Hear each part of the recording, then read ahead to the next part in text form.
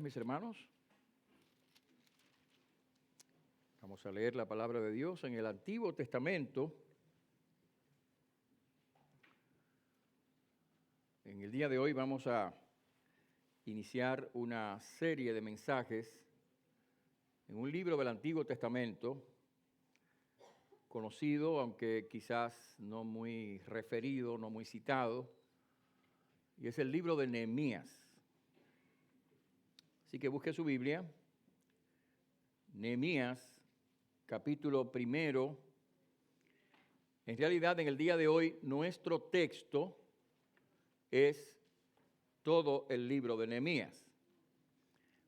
Pero no se asusten, no nos vamos a pasar la tarde completa considerando detalladamente este libro, sino que vamos a mirar el mensaje general de este libro, y a la luz de ese mensaje general, el mensaje de Dios para nosotros, el llamado de Dios para nosotros. El título de este mensaje y la serie se titula Nehemías, llamados a edificar, llamados a edificar. Así que vamos a leer solamente una frase del primer capítulo, primer versículo de este libro. El libro de Nehemías, busque su Biblia y vamos a dar lectura solamente a una frase de este libro en el capítulo 1, verso 1.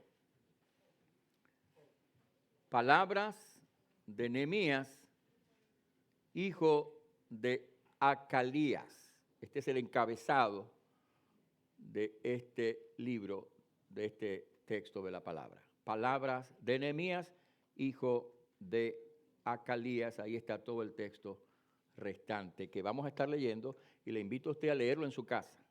Y vamos a estar mirando este libro durante estos próximos días. Vamos a orar.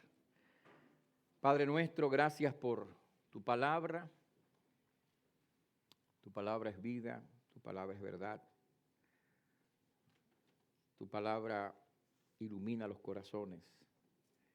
Te ruego, Señor, que hoy tu Espíritu Santo ministre los corazones. En el nombre de Jesús. Amén. Pueden sentarse.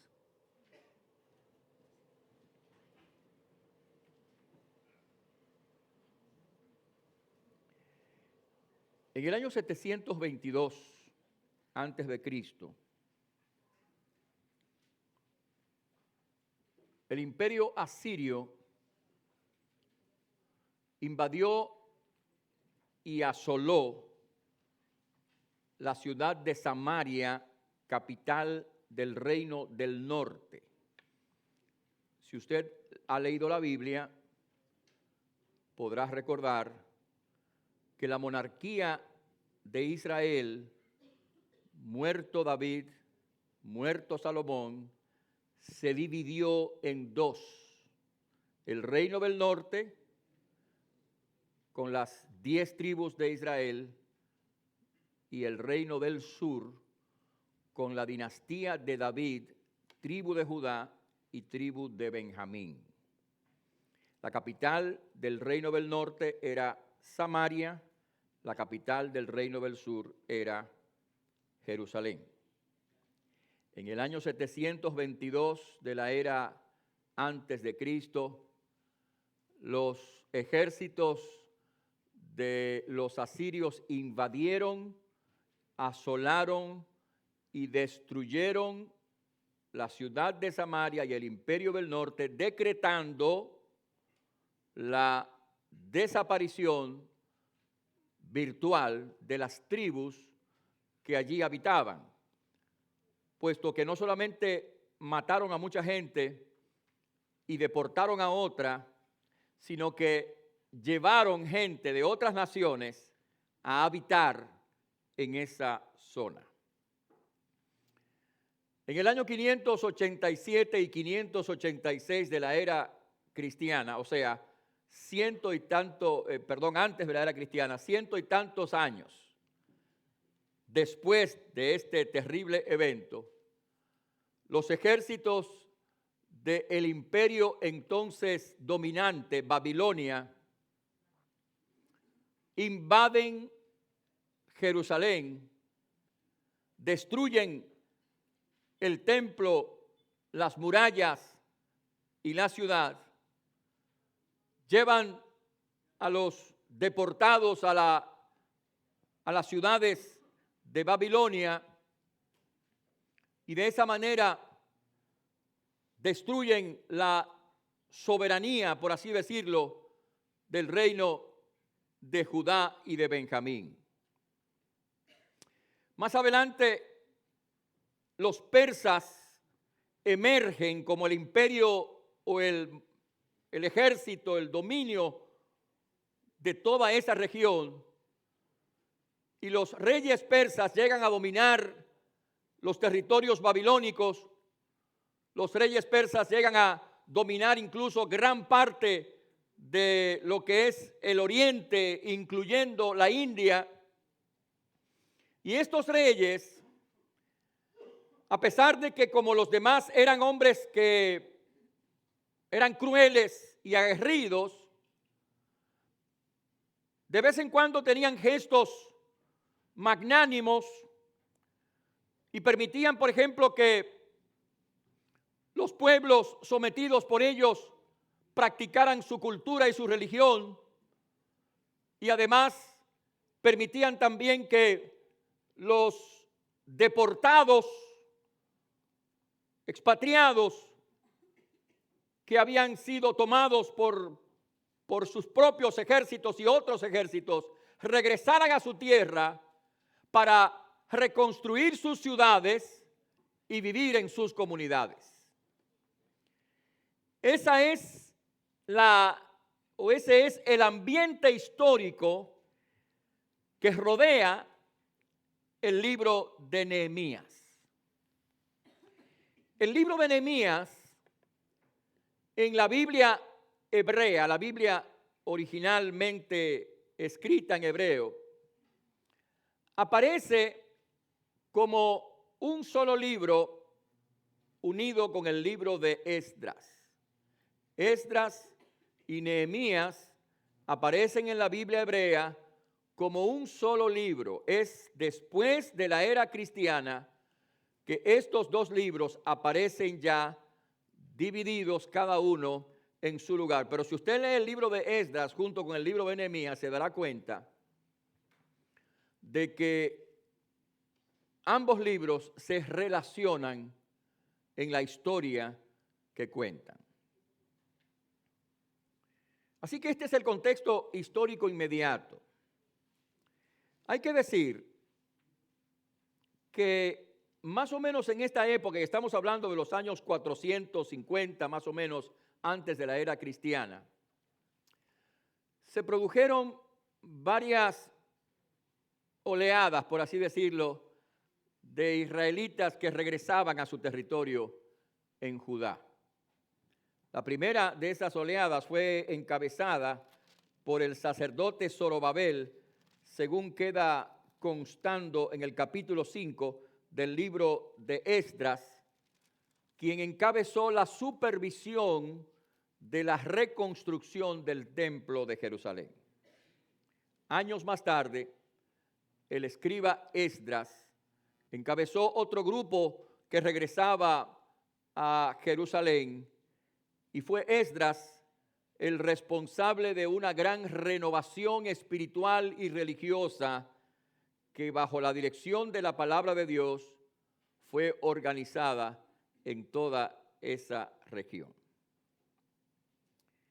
Y es entonces cuando, después de haber disfrutado de las bendiciones de un avivamiento religioso, el pueblo de Israel empezó a decaer espiritualmente, empezó a olvidar muchas de las verdades que Esdras le había recordado, y es entonces cuando el hermano de Nehemías, llamado Hanani, visita la corte del rey persa, en donde Nehemías era copero, y el copero entonces era una especie de consejero del rey, era alguien cerca, alguien de confianza del rey.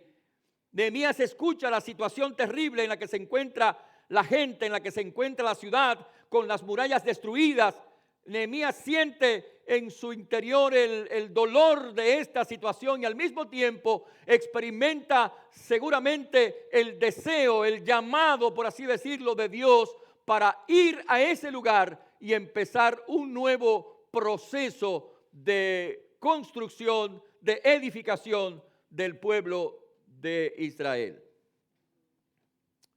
Mis hermanos, la Biblia dice que la iglesia de Jesucristo está fundada sobre la roca que es Jesucristo. Pero también la Biblia dice que cada uno de nosotros, según hemos leído en 1 Corintios capítulo 3, está llamado a edificar sobre ese fundamento.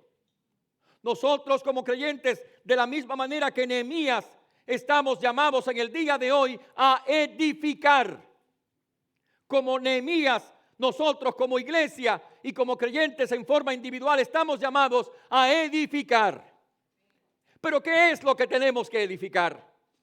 ¿Cuál es el llamado que Dios nos hace en el día de hoy para que participemos en esta labor de edificación?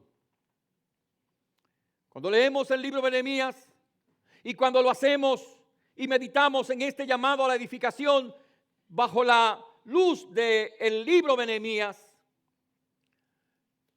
descubrimos en primer término que nosotros también estamos llamados a edificar una fe que va decayendo. Nehemías no solamente reedificó las murallas de Jerusalén, sobre todas las cosas, Nehemías edificó la fe del pueblo de Israel. Los judíos habían sido afectados enormemente por las sucesivas invasiones que habían destruido lo que era el centro de su vida religiosa, el templo de Jerusalén. Y muchos estaban lamentando, llorando, dolidos y preguntándole a Dios ¿por qué? Si usted lee el libro de Lamentaciones, escrito por el profeta Jeremías, verá que justamente los creyentes judíos se dolían y muchos de ellos parecían perder la fe en el Dios de Israel. ¿Dónde está Dios o dónde estuvo Dios durante todo este terrible proceso? Nehemías fue a Jerusalén no solamente a construir murallas. Nehemías fue a Jerusalén a levantar la fe del pueblo. Y nosotros somos llamados a hacer otro tanto en el día de hoy.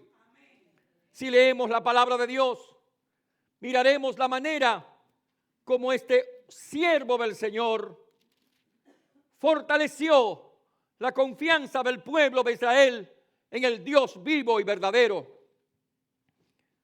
En el capítulo 3, capítulo 2 de el libro que lleva su nombre, Nehemías, versículo 18, les da testimonio a los judíos que habían perdido la fe de cómo la mano de Dios le había ayudado en todo este proceso. Y en el versículo número 14 del capítulo 4, Nehemías exhorta a los creyentes a no temer, lo que equivale a decir, a tener confianza en el Señor. Les dice, acuérdense del Señor, el Señor grande, el Señor temible. Nehemías les dice además, recuerden, y aquí suena el eco de los profetas que habían proclamado la palabra de Dios en circunstancias difíciles, recuerden que nuestro Dios peleará por nosotros. Y mis hermanos, en el día de hoy nosotros somos llamados una vez más a recordar, en primer lugar, que Dios es real. No estamos adorando un mito, ni una fábula, ni un cuento, ni una leyenda. Estamos adorando al Dios creador de los cielos y la tierra. Estamos adorando a aquel que es la causa de todas las cosas que existen. Estamos adorando a aquel que ha hecho de una sola raza, dice la Biblia, al hombre. Nosotros también debemos fundamentar nuestra confianza en la realidad, no solamente de que Dios es, sino también de que Dios es grande y poderoso, tal como dice el escritor sagrado. Nosotros también, por lo tanto, recordemos que la batalla que libramos, escucha bien, la batalla que libramos en el día de hoy en nuestras vidas no es solamente nuestra batalla, es la batalla de Dios, es la guerra de Dios, y por lo tanto nuestro Señor al lado nuestro nos defenderá y nos fortalecerá y nos dará la victoria, porque Él peleará por nosotros.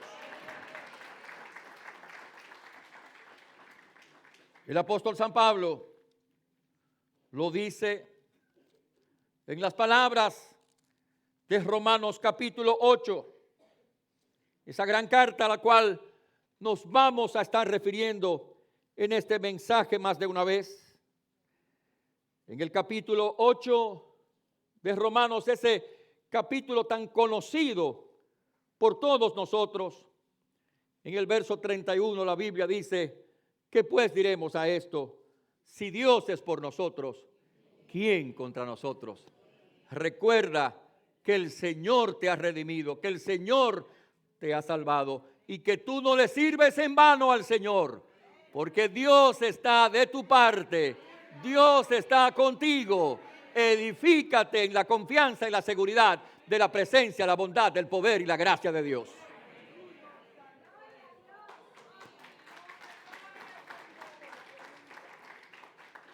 Estamos llamados, mis hermanos, a edificar una fe que en ocasiones se tambalea bajo las presiones y las dificultades de la vida diaria, bajo los problemas y los dolores de la experiencia diaria. Estamos llamados a edificar nuestra fe, aunque no podamos entender todas las circunstancias de la vida, no podamos entender ni contestar todas las preguntas. Sepamos que Dios es por nosotros, y si Dios es por nosotros, ¿quién contra nosotros? Edifiquemos nuestra fe y ayudemos a edificar también la fe de los demás. Y digamos nosotros también, con el escritor sagrado del libro de Hebreos, capítulo 10, verso 39, pero nosotros no somos de los que retroceden para perdición, sino de los que tienen fe para preservación del alma.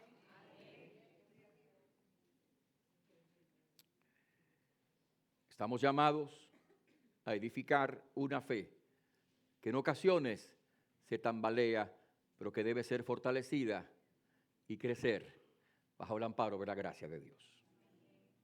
Además, mis hermanos, leyendo el libro de Nehemías, nos damos cuenta de que también nosotros estamos llamados a edificar una comunión que en ocasiones se deteriora. La verdad es que Nehemías fue a la ciudad de Jerusalén no solamente a construir la muralla, lo cual hizo, por cierto, en un tiempo récord de 52 días. No solamente fue a edificar los muros y los pórticos de Jerusalén. Nehemías fue a, por así decirlo, reedificar la comunión del pueblo que había sido deteriorada por causa de las distracciones y los afanes y los descuidos del propio pueblo. Habían experimentado un gran avivamiento durante la época de Esdras, pero a medida que fueron pasados los años y pasó una década y 2 décadas y 3 décadas, la devoción de este pueblo fue decayendo de tal manera que en lugar de respetar el día del Señor, el día de reposo, se ocupaban de otras muchas cosas en lugar de contribuir con las cosas del templo como habían prometido. Estaban distraídos en sus negocios, en sus afanes, y poco a poco esa devoción al Señor había ido decayendo. Nehemías, y vamos a mirarlo en los capítulos sucesivos de este libro, llamó al pueblo a regresar a Dios, a restaurar la comunión con el Señor. En el capítulo 8 veremos la gran convocatoria que Nehemías y Esdras hicieron al pueblo para buscar el rostro de Dios. En el capítulo 9 veremos la confesión, la oración de confesión de Esdras, y en los capítulos siguientes vamos a ver las amonestaciones que Nehemías le hizo al pueblo para que restaurara, para que reedificara su devoción y dedicación en adoración al Señor. Mis hermanos, la Biblia dice que nosotros somos llamados a esa intimidad con Dios de la cual nos habla la Biblia. La primera carta de Pablo a los Corintios, el Señor dice en su palabra, búscalo conmigo, capítulo 1, versículo número 8. El Señor dice en su palabra, versículo 9: fiel es Dios, por el cual también fuisteis llamados a la comunión, atención, a la comunión con su Hijo Jesucristo. Cuando nosotros, escúchame, cuando nosotros somos salvos para vivir una vida de comunión con el Señor. Somos salvos para vivir una vida de intimidad con el Señor.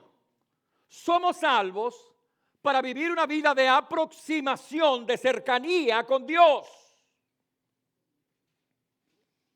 Pero a veces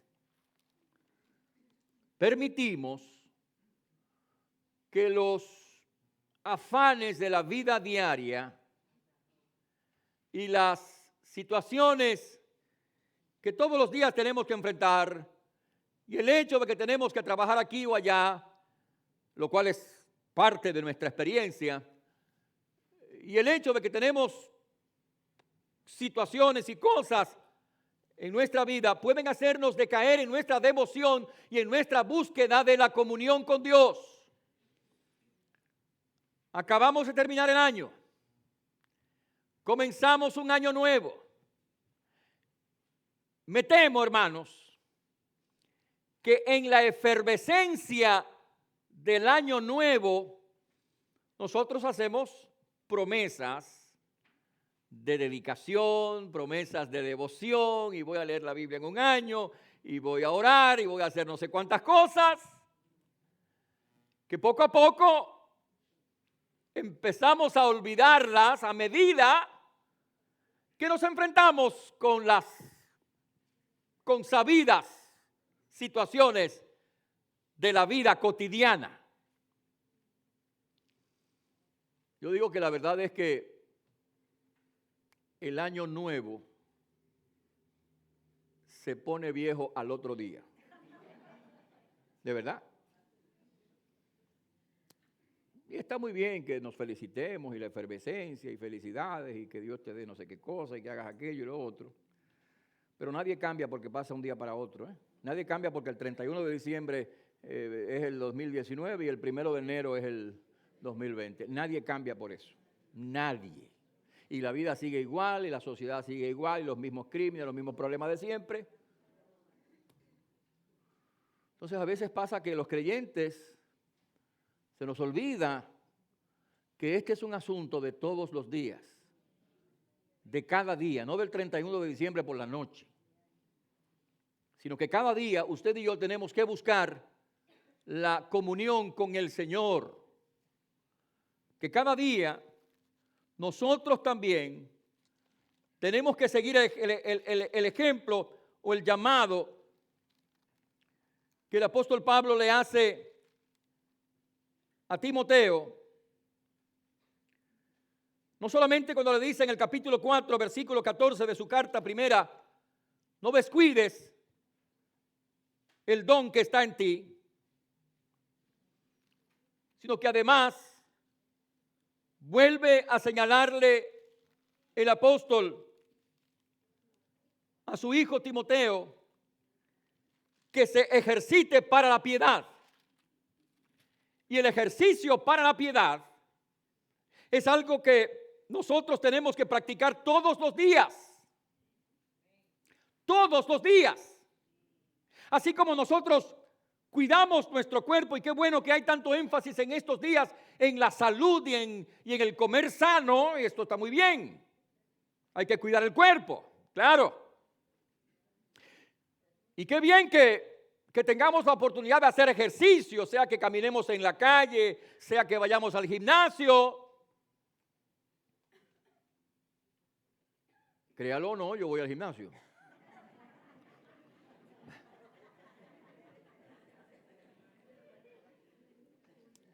Pero lo único que yo hago en el gimnasio es caminar en la caminadora, 30 minutos, 35 minutos.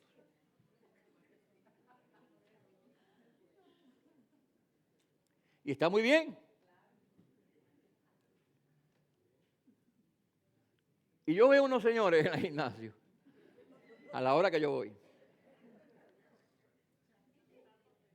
Que esos señores, yo no sé si a qué hora que llegan al gimnasio, ni sé a qué hora que se van. Y óyeme, a veces yo pues, no puedo ir por situaciones, qué sé yo, y pasa una semana, 2, qué sé yo, 3 que no puedo ir. Cuando yo vuelvo están ahí la gente.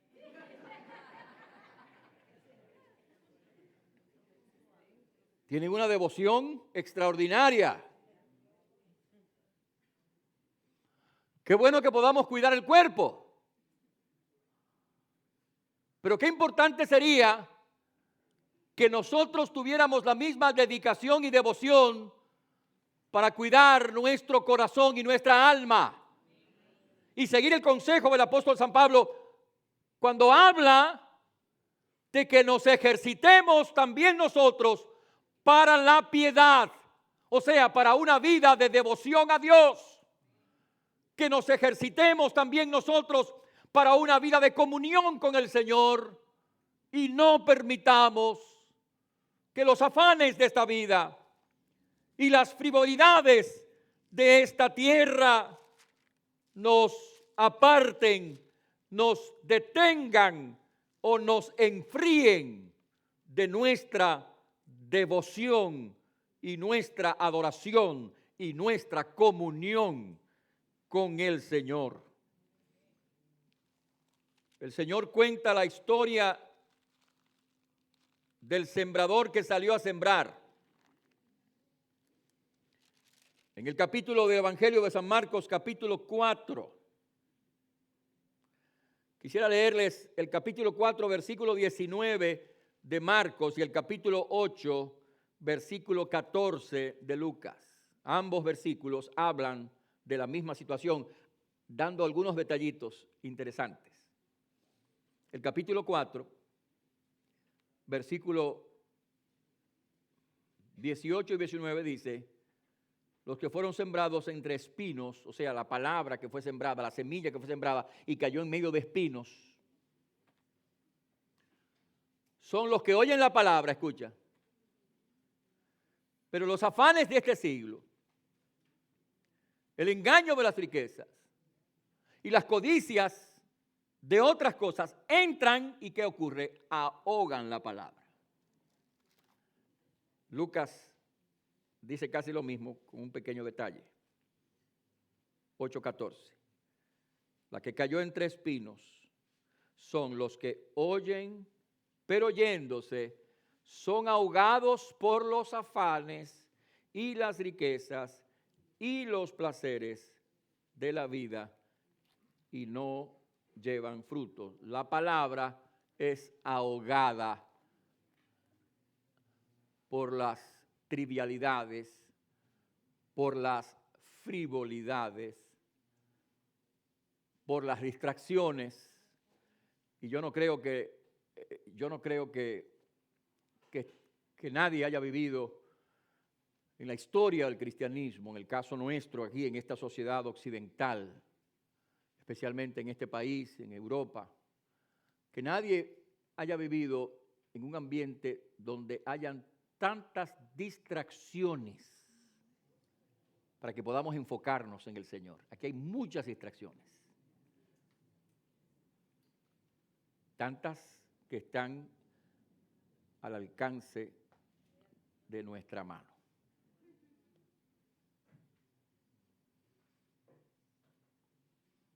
Mida el tiempo que usted le pasa entre las distracciones y las frivolidades de la vida y vea si eso está contribuyendo a enfriar su comunión y su devoción a Dios.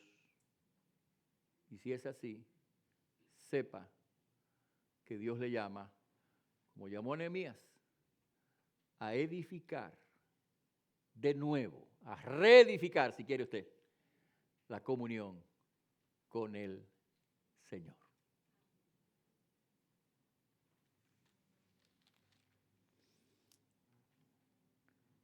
Pero además, mis hermanos, nosotros como Nehemías somos llamados a edificar no solamente nuestra comunión o devoción a Dios, sino a edificar también nuestro compromiso y consagración a Él. Ese compromiso y consagración que corre el riesgo de ser diluido en nuestras vidas. Nehemías no fue solo a levantar las murallas de Jerusalén. Nehemías fue a ayudar a este pueblo que se había olvidado de sus compromisos, a ayudar a este pueblo a renovar su compromiso con el Señor. Si usted lee, por ejemplo, el capítulo 10, es interesante, el capítulo 9 y 10 de esta porción, verá cómo después de esa extraordinaria oración de Esdras, en el que recuerda las desobediencias del pueblo de Israel, pero al mismo tiempo recuerda la misericordia y la bondad de Dios y la gracia de Dios. Fíjese cómo al final de esta oración, esta gente, movida por esa gracia y esa misericordia, hicieron un compromiso con Dios. Capítulo 9, versículo 38. A causa pues de todo esto, nosotros hacemos fiel promesa. Miren esto, hacemos fiel promesa y la escribimos, firmada por nuestros príncipes, por nuestros levitas y por nuestros sacerdotes. Y aquí están los nombres encabezados por Nehemías de los líderes del pueblo que estaban firmando a nombre de todo el pueblo. Un compromiso de consagración a Dios. Un compromiso de entrega al Señor. Se estaban comprometiendo. Y mis hermanos, escúcheme.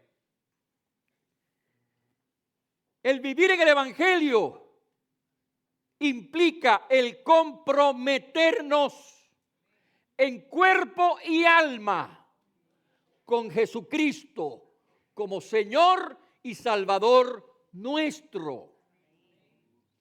El Señor demanda de nosotros no una parte, no la mitad.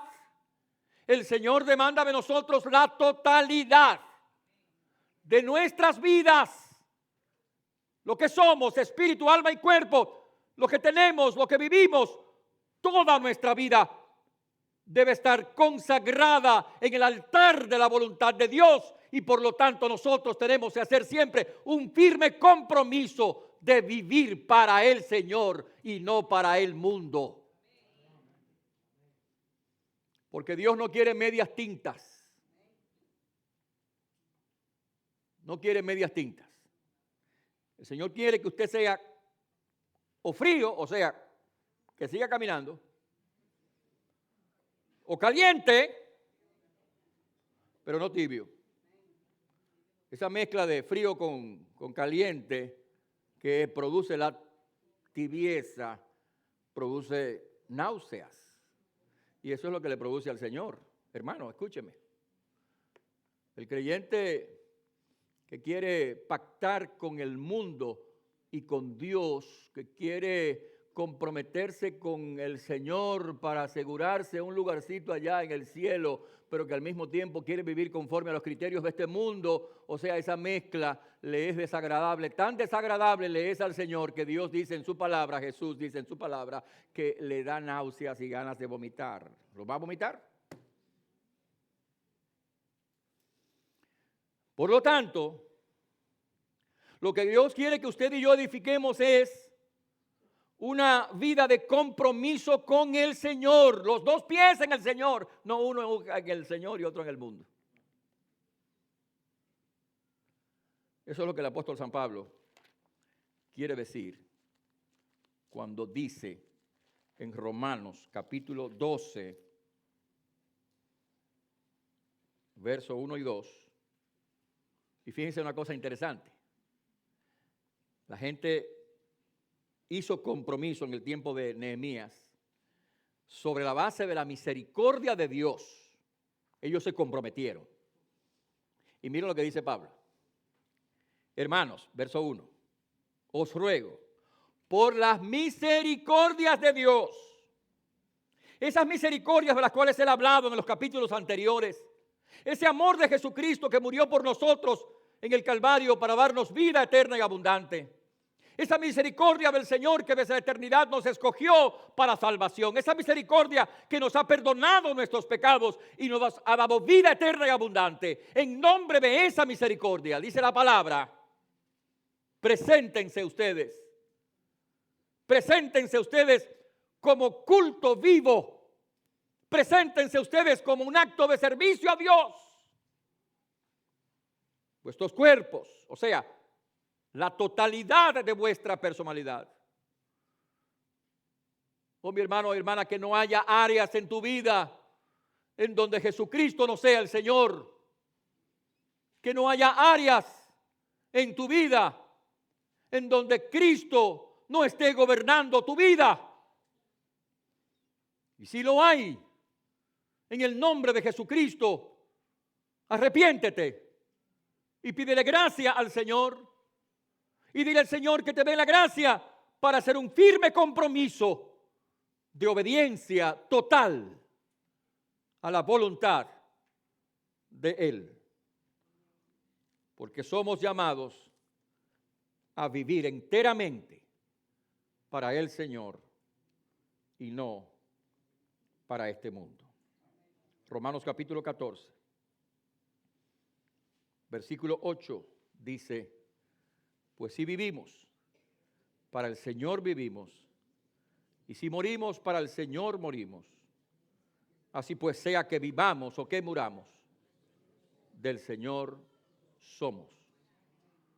No una parte, sino la totalidad de nuestra vida del Señor. Usted y yo, y eso es lo que el Señor quiere, que usted y yo hagamos un compromiso de vivir para Él. Vivimos en un mundo que no quiere compromisos, ¿eh? Hay gente que vive y convive maritalmente con otra persona, pero no se quiere casar porque no quiere compromisos. Estamos educando a una generación de gente irresponsable.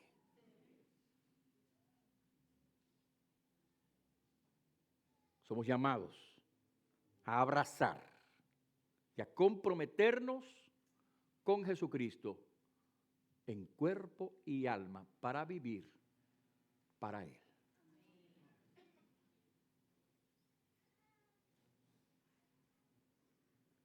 Es el llamado que Dios te hace a ti y nos hace a cada uno de nosotros. Además, mis hermanos, nosotros también como Nehemías somos llamados a edificar familias que corren el riesgo de ser desorientadas. Es interesante que en el capítulo 4 de este libro, después de todo el esfuerzo y el trabajo y el llamado que Nehemías hace junto con el pueblo para edificar la muralla que efectivamente se edificó, como dije ya, en el momento, en el tiempo récord de 50 y tantos días, las amenazas continuaban, amenazas de dispersar al pueblo, amenazas de dispersar las familias del pueblo. Y Nehemías le dice en el capítulo 4, versículo 14, después miré y me levanté y dije a los nobles y a los oficiales y al resto del pueblo, no temáis delante de ellos, acordaos del Señor grande y temible, y pelead por vuestros hermanos, por vuestros hijos, y por vuestras hijas, y por vuestras mujeres, y por vuestras casas. Pelead por vuestras familias. Pelead por las amenazas que se ciernen, le decía Nehemías, ante vuestras familias. Nehemías había ido a aquel lugar no solamente a edificar un muro, una muralla, para cercar una ciudad. Había ido a llamar a estas familias a ser fortalecidas en la visión y en el fundamento de Dios y de su palabra. Por eso le dice a estos hombres, peleen por sus familias, peleen por sus casas, peleen por sus hijos y por sus hijas, para que sus familias no sean dispersadas. Y hermanos, no otro es el llamado que Dios nos hace en el día de hoy. El Señor nos hace un llamado como a Nehemías a edificar no solamente instituciones y casas y cosas. El Señor nos hace un llamado a edificar nuestras familias, familias que son amenazadas con ser hoy dispersadas, desorientadas, destruidas bajo el acoso de leyes y de presiones sociales totalmente de espaldas a Dios y a su palabra. Tal vez no hemos vivido en una época que amenace con más fuerza a la familia que esta época. Tal vez no estamos viviendo en una ciudad, no se ha vivido nunca en una ciudad como esta ciudad y como este ambiente, que amenace tan seriamente la integridad de la familia como esta época y como este lugar que estamos viviendo. Promoviendo la mal llamada ideología de género, que pretende propagar la idea anticientífica de que el género es una construcción social y no biológica como es, según el orden de la creación y según la palabra de Dios.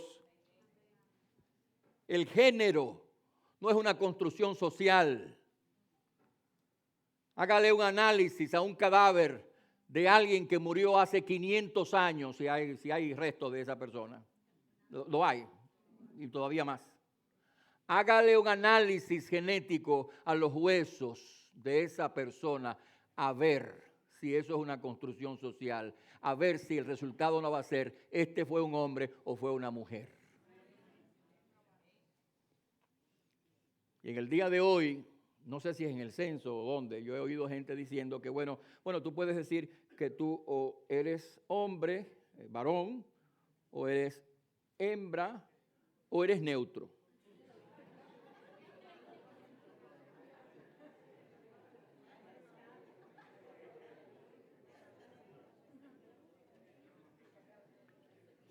Neutro. ¿Y qué es eso? Es decir, que alguien es neutro. Es decir, es que no entiendo. ¿Cómo es posible que gente estudiada hoy en día pueda hablar en esos términos? O sea, el orden de la creación, la genética, la vida y el orden de la palabra de Dios es clara.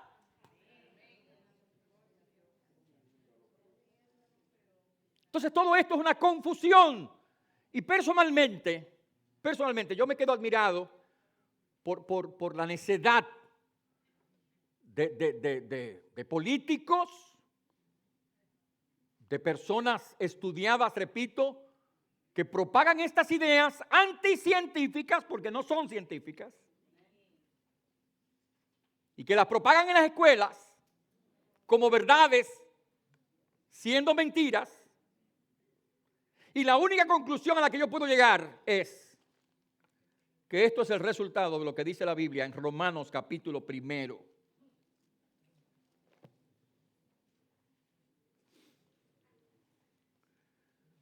En ese lugar, dice la Escritura, preste atención a esto, porque yo creo que esto es la única explicación que hay para este asunto.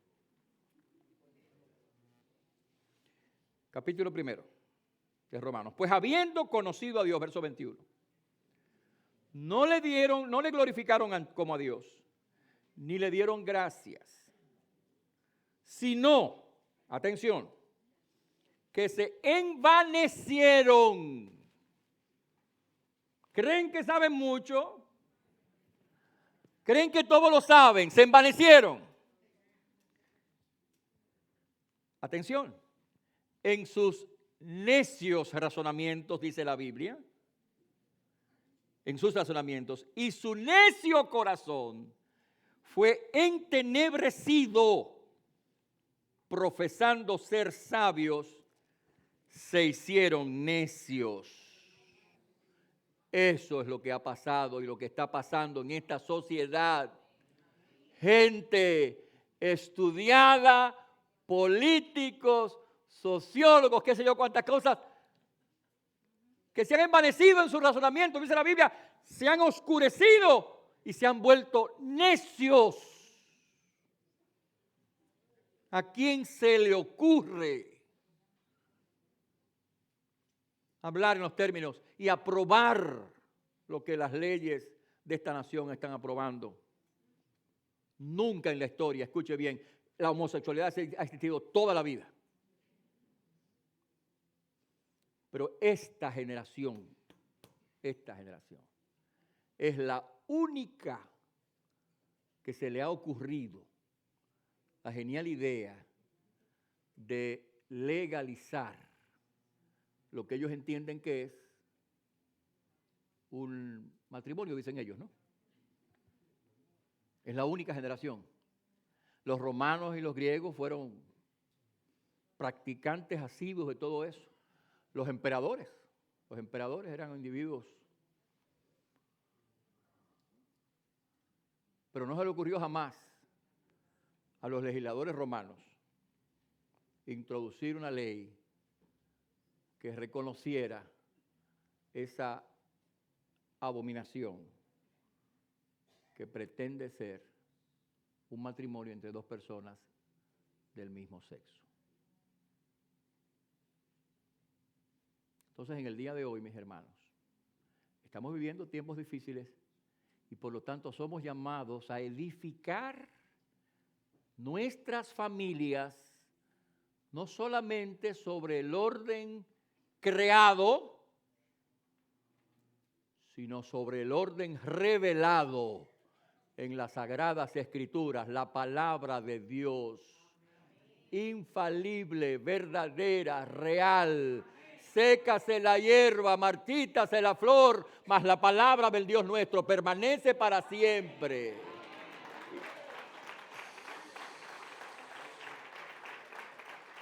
Sobre ese fundamento tenemos que edificar nuestra familia.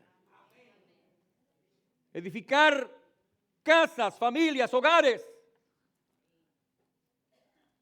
que estén iluminados por la luz de la palabra de Dios. Porque, hermanos, a pesar de los embates que el mundo nos da y de los vientos contrarios que el mundo nos da, si estamos fundados sobre Cristo y su palabra, permaneceremos fortalecidos en el Señor. Usted y yo somos llamados a edificar familias y a evitar que la desorientación de este mundo penetre en nuestros hogares. Seamos iluminados por la palabra. No descuides la devoción en tu familia, la lectura de la Escritura, la explicación de la palabra de Dios en tu hogar, para contrarrestar toda esta oleada de necedad que el mundo nos está haciendo escuchar. Somos llamados a edificar familias y hogares que corren riesgos grandes, pero que si están en Cristo serán fundadas y afirmadas. Por último, mis hermanos, nosotros como Nehemías somos llamados a edificar, no solamente para la preservación del reino, sino para el avance del reino de Dios. Nehemías no solamente fue a edificar una muralla, a construir unos portillos, unas puertas que efectivamente construyó. Él fue, escuche bien, a evitar la desaparición del pueblo de Israel. Él fue a llamar a este pueblo al arrepentimiento y a la entrega al Señor, a fin de preservar la existencia de Israel como pueblo de Dios y de esa manera conducirlo a través de la historia hasta la llegada del Mesías. ¿Por qué estoy diciendo esto? Bueno, sencillamente porque si usted lee más adelante, y vamos a leer más adelante en los capítulos siguientes, después de que se había producido esa gran reforma en el tiempo de Esdras, el pueblo cayó en los mismos pecados y en los mismos problemas. Y lo que pasó fue que empezaron a unirse a mujeres paganas, mujeres que adoraban otros dioses, los hijos de Israel. Y entonces Nehemías le dice al pueblo que se acuerden de Salomón, porque la apostasía, escucha, la apostasía de Israel comenzó cuando Salomón se envolvió con todas estas mujeres idólatras y paganas, introduciendo en el pueblo de Israel la idolatría desde la cumbre del poder hasta el pueblo. Y entonces Nehemías le dice a la gente, acuérdense de eso, y por lo tanto, apártense de esa práctica. Porque si el pueblo de Israel continuaba haciendo eso mismo, estaría llamado a desaparecer como pueblo exclusivo para Dios. Nehemías vio el peligro y le advirtió.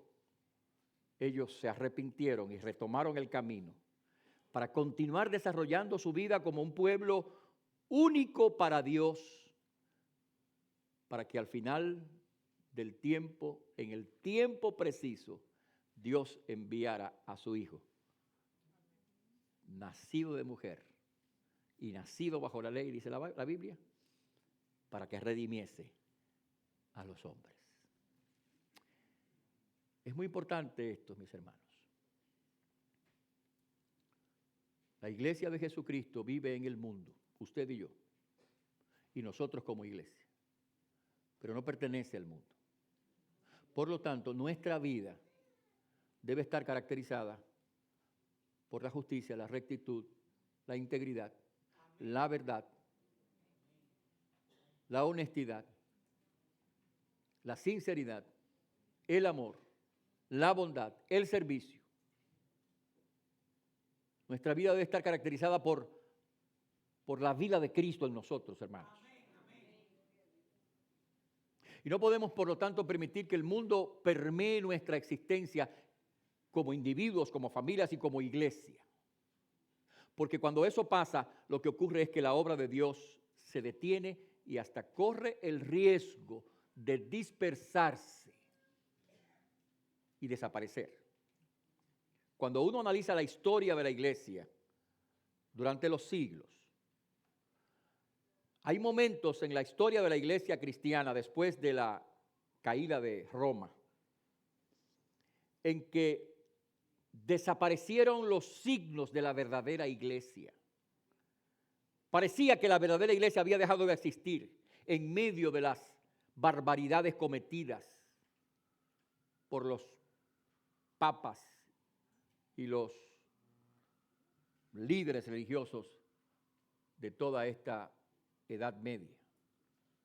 La iglesia virtualmente casi desapareció, solamente algunos vestigios de la iglesia hasta el momento de la Reforma, cuando Dios restaura el mensaje del Evangelio y la iglesia vuelve a renovar y resurgir de en medio de las cenizas, por así decirlo.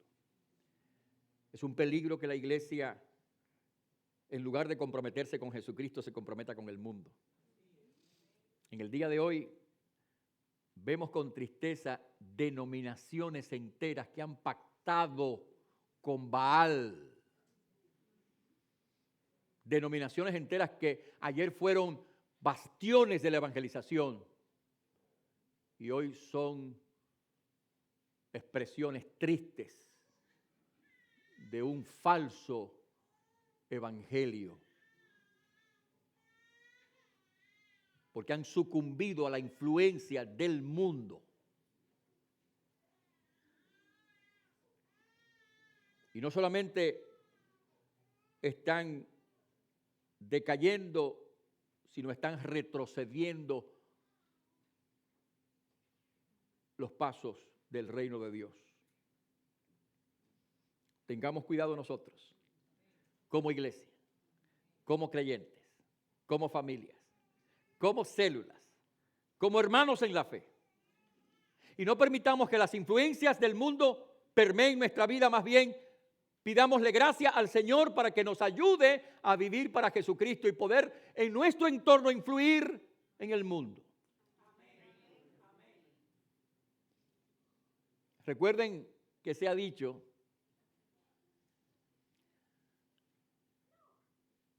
que mientras el barco está en el mar,